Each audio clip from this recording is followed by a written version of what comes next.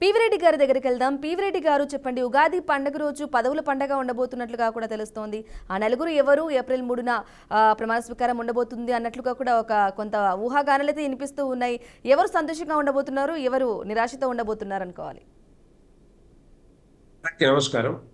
ఈరోజు కాంగ్రెస్ పార్టీ ప్రభుత్వం వచ్చిన తర్వాత 15 నెలల కాలంలో ఎప్పుడో చేయాల్సిన పని ఇప్పటికి ఇంత ఇంత లేటుగా చేయటం అనేది దురదృష్టకరం. ఎందుకంటే 15 నెలలు విద్యాశాఖకి కానీ, మంత్రిత్వ శాఖ కానీ, లేకపోతే మున్సిపల్ శాఖ కానీ ఒకరు ఒక మంత్రి అంటూ ఎవరు కూడా ఇప్పటివరకు, ఎందుకంటే పర్యవేక్షించేది చాలా రకరకాలుగా, మరి దాని గురించి ఆలోచించేది వ్యక్తి ఏ మంత్రి కూడా ఇప్పటికైతే కనపట్లేదు.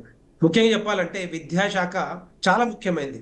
విద్యాశాఖలో ఈ సంవత్సరంలో దగ్గర దగ్గర 3,65,000 మంది డ్రాప్అవుట్ కనపడతా ఉంది. అది మరి ఎందుకు జరుగుతా ఉందో ఏంటో నాకు అర్థం కావట్లేదు. కానీ మొత్తం ఈ తెలంగాణ రాష్ట్రంలో కాంగ్రెస్ ప్రభుత్వం వచ్చిన తర్వాత ప్రభుత్వం మీద ఇప్పటికి కూడా పట్టు కనపడట్లేదు.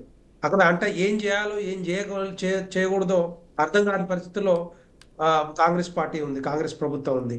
నేనేమంటున్నా అంటే వీళ్ళు ఇచ్చిన 6 గ్యారెంటీల హామీలు కానీ, లేకపోతే రకరకాల హామీలు అన్ని కూడా ఇవన్నీ కూడా తుంగలో తొక్కినట్టు కనపడతా ఉన్నాయి. అవి అవి ఫుల్ఫిల్ చేసి అవి కంప్లీట్ చేసే పరిస్థితిలో ఈ కాంగ్రెస్ ప్రభుత్వం కనపడతలేదు. దాంతో పాటుగా ఇప్పుడు ఏదైతే బీసీ కులగన తీసుకొచ్చారో ఆ బీసీ కులగనతో పాటుగా దాని దగ్గర 42% రిజర్వేషన్ కల్పిస్తామని చెప్పారు. పొలిటికల్ గా 46% అంటా ఉన్నారు. మరి ఇప్పుడు ఈ 18 మంది మంత్రి పదవుల్లో ఎంత మందికి ఈ 46% చొప్పున బీసీలకి మంత్రి పదవులు వస్తాయి, ఇవ్వగలుగుతారు? ఒకవేళ నిజంగానే ఇవ్వాలనుకుంటే వాళ్ళకి రావాల్సింది 6 నుంచి 8 వరకు రావాలి. అది ఇచ్చేదా సత్తా కాంగ్రెస్ పార్టీకి ఉందా? ఉంటే, ఎందుకంటే వీళ్ళు ఇప్పుడు మొదలుపెట్టింది వీళ్ళే కదా, బీసీ కులగానే మొదలుపెట్టారు. డిక్లరేషన్ లో మేము పెట్టినాం, మేము పూర్తి చేస్తున్నాం అని చెప్తా ఉన్నారు.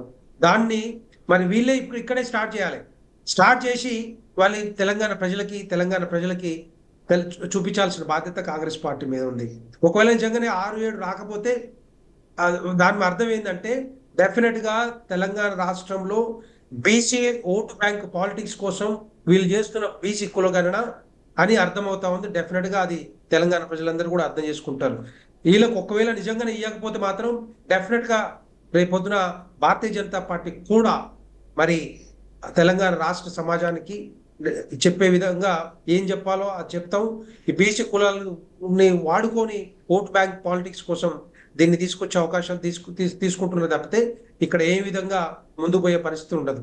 రెండో పాయింట్ ఏంటంటే దాంతో పాటుగా ముస్లిం ఓటు బ్యాంక్ కూడా వీళ్ళకి కావాలి కాబట్టి దాన్ని కూడా దీంట్లో చేసి మరి 56-56% చేస్తా ఉన్నారు ఈ బిల్లులో. సో దాన్ని ఎట్టి పరిస్థితుల్లో ఒప్పుకునే పరిస్థితి కూడా ఉండదు. సో దీన్ని ఏంటంటే ఈ కాంగ్రెస్ ప్రభుత్వం వచ్చిన తర్వాత 6 గ్యారెంటీల హామీలు మొత్తం తొంగలోకినట్టే మహిళలు కానీ, వృద్ధులు కానీ, నిరుద్యోగులు కానీ, విద్యార్థులు కానీ, రైతు కూలీలను కానీ, రైతులు కానీ పట్టించుకొని ప్రభుత్వం కాంగ్రెస్ ప్రభుత్వం ఇవన్నీ కూడా టైం పాస్ చేసి రాజకీయాలు చేసుకుంటూ కొన్ని రోజులేమో బీఆర్ఎస్ పార్టీ లీడర్లని, పార్టీ నాయకుల్ని మేము జైల్లో పెడతామని చెప్పి టైంపాస్ రాజకీయాలు చేసుకుంటూ నెలల కొద్దిగా మరి మీడియాలో వచ్చిన పరిస్థితి కనపడ్డది. ఇప్పుడేమో మంత్రి పదవులు అని చెప్పి, లేకపోతే కౌన్సిల్ చైర్మన్లు అని, మిగతా పోస్టులు అని చెప్పేసి ఎంతసేపు ఉన్న మీడియాలో స్టేట్మెంట్లు ఇవ్వడం తప్పితే ఇక్కడ ఎక్కడ కూడా పూర్తి కావట్లేదు. ఈ ప్రభుత్వం మీద పట్టు కూడా కనిపించట్లేదు. అందుకే ఈరోజు విద్యాశాఖలో చాలా జరుగుతూ ఉన్నాయి. ఈవెన్ రేపొద్దున వర్షాలు వచ్చే అవకాశాలు ఉన్నాయి.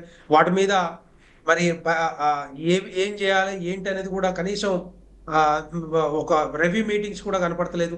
ఏ మంత్రిత్వ శాఖ మీద కూడా రివ్యూ మీటింగ్స్ కనపడతలేదు ఈరోజు. సో దాన్ని బట్టి చూస్తే ఏంటంటే ఇక్కడ కాంగ్రెస్ ప్రభుత్వం ఫెయిల్యూర్ కనపడతా ఉంది.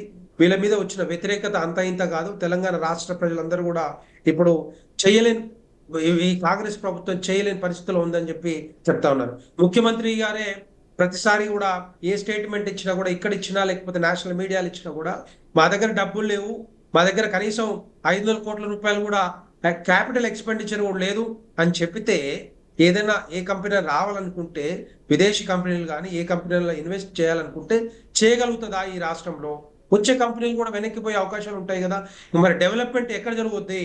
ఎక్కడ ఈ సంక్షేమ పథకాలు అమలు చేస్తారు, లేకపోతే డెవలప్మెంట్ తో పాటుగా మిగతా ఏ విధంగా ఉద్యోగాలు ఇస్తారు. ఎందుకంటే నేను ఎందుకు చెప్తున్నానంటే, ఒకవేళ నిజంగానే కంపెనీలు రాకపోతే ఉద్యోగాలు రావు, లేకపోతే సంక్షేమ పథకాలు అమలు కావు, ఇన్వెస్ట్మెంట్స్ రావు. లేదు అంటే వీళ్ళు చేసేది ఏంటంటే లిక్కర్ మీద రేట్లు పెంచడం, లేకపోతే భూముల మీద రిజిస్ట్రేషన్ ఛార్జీలు పెంచడం, లేకపోతే ప్రభుత్వ భూములు అమ్మడం. ఇదే జరుగుతుంది. ఇక అంతకంటే ఎక్కువ ఏం జరగదు. గత బీఆర్ఎస్ హయాంలో ఏ విధంగా జరిగిందో అదే విధంగా ఈ తెలంగాణ రాష్ట్రంలో కాంగ్రెస్ ప్రభుత్వం చేసేది కూడా ఇదే ఉంటుంది తప్పితే తెలంగాణ రాష్ట్రానికి ఒరిగింది ఏం ఉండదు. సో దాన్ని గమనించి ఇప్పటికైనా కూడా ఎంత త్వరగా కంప్లీట్ చేస్తే అంత బాగుంటుంది. దాంతో పాటుగా ఈ 6 గ్యారెంటీల మీద ఫోకస్ పెట్టాలి. రుణమాఫీ ఏదైతే 20 లక్షల మందికి ఇప్పటికి కాలేదో వాటి మీద కూడా ఫోకస్ పెట్టాలి.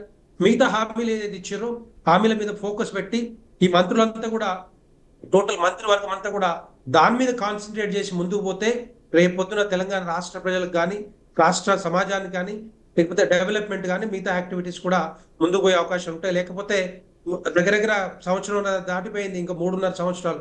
3 సంవత్సరాలు వేసుకోవాలి. ఇంకొక 6 మంత్స్ ఎలక్షన్ కోసమే పోతుంది. తర్వాత ఈ లోపల మరి సర్పంచ్ ఎన్నికలని, మున్సిపల్ ఎన్నికలని, కార్పొరేషన్లని, రకరకాల ఎన్నికలు వచ్చే అవకాశాలు ఉంటాయి. దానికి దగ్గర 1 ఇయర్ పోయే అవకాశాలు ఉంటాయి. ఆ 1 ఇయర్ లో డెవలప్మెంట్ కానీ మిగతా యాక్టివిటీస్ కూడా బంద్ అయ్యే అవకాశాలు ఉంటాయి. ఎందుకంటే కోడ్ వచ్చే అవకాశాలు ఉంటాయి కనుక. అందుకని వీళ్ళు ఇప్పటికైనా కళ్ళు తెరిచి ముందుకు పోవాల్సిన బాధ్యత కాంగ్రెస్ ప్రభుత్వం తీసుకోవాలి. లేకపోతే తెలంగాణ సమాజం మరి డెఫినెట్ గా వీళ్ళు పోరాటం చేసే అవకాశాలు ఉంటాయి. రైట్, పివి రెడ్డి గారు.